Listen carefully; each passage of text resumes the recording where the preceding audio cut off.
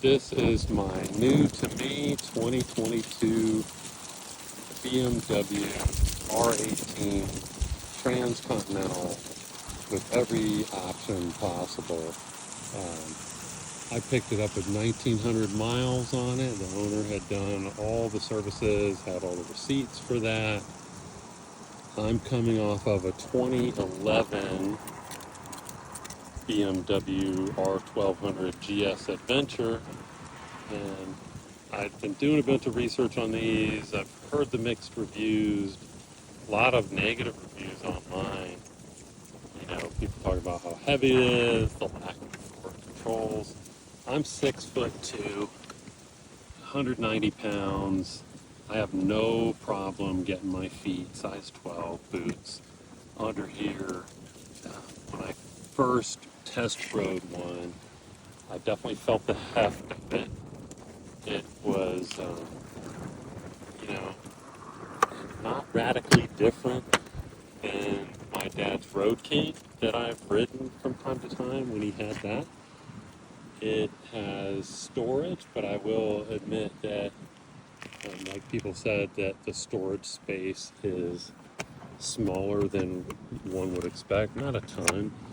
I had the panniers, or I have the panniers on my 2011 or 1200 GS, and it has plenty of space for days. Definitely more volume in the panniers than this has. But that said, this has plenty of space for my purposes. It is a beautiful, beautiful bike, and on the used market, they're going so cheaply, it's almost insane. And I think just because of some bad YouTube videos, but it is, being used to mid controls, I can have a bad back sometimes, so I don't like sitting with my legs stretched out. So the mid controls coming off of that adventure bike don't faze me. I can ride it for hours. I picked it up in Northern Virginia, rode it 6 hours home to North Carolina, and had an absolute blast on it. My wife has been out on it with me. She thinks it's super comfortable on the pillion seat. You can see there are wide seats for both the rider and your friend. My phone fits in the phone case no problem. I've got an iPhone 14 Pro, and it goes in there with the case on without any issue. It is tight, but it fits, it charges.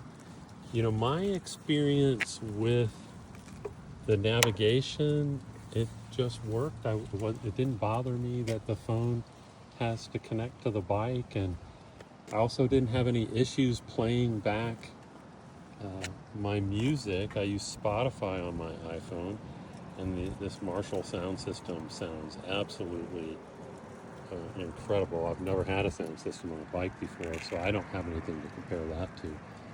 But, I personally paid $10,500 for this.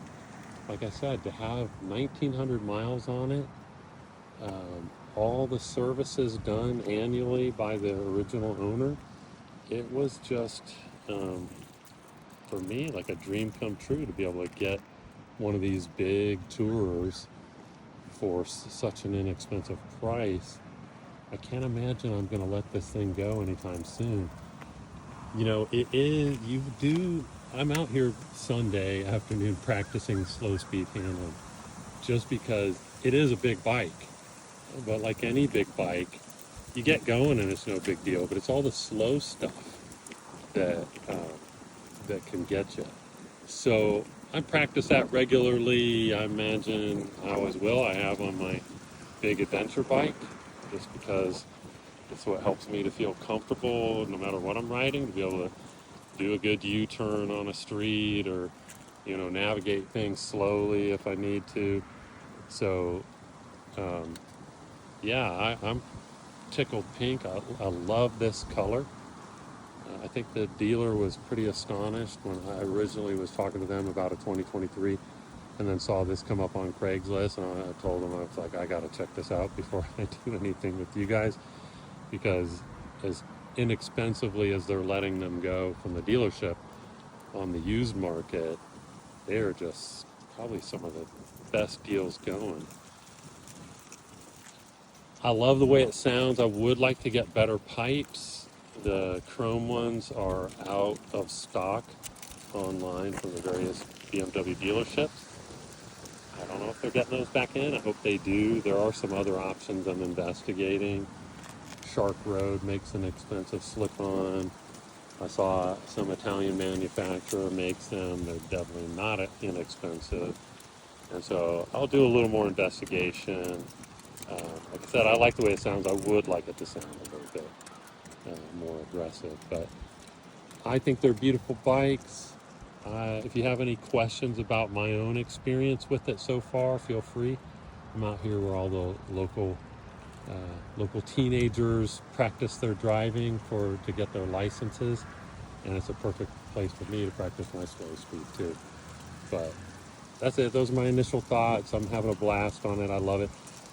I love it so much that my 2011 TSA I put it on for sale. I can't imagine. Uh, for me, I ride street. I'm not interested in going off road. I can't imagine a scenario where I would take the GSA over this, except for maybe one of my fishing trips or something. But even that, I'll figure out a way to get a rod on this and take it to my brother-in-law's or whoever else I go fishing with and go on some of those fishing trips. But lovely bikes, beautiful beyond belief, and a ton of fun to drive or ride. I rode it yesterday. It was a gorgeous day, and I just, played around the local lakes and stuff, riding around, put on 71 miles, just not even thinking about it. I totally wanted to keep going. It's crazy windy today, or I'd be out riding to my parents and visiting them, but I figure on a windy day when it's still in the 70s, great day to come practice slow speed stuff. So that's it for me.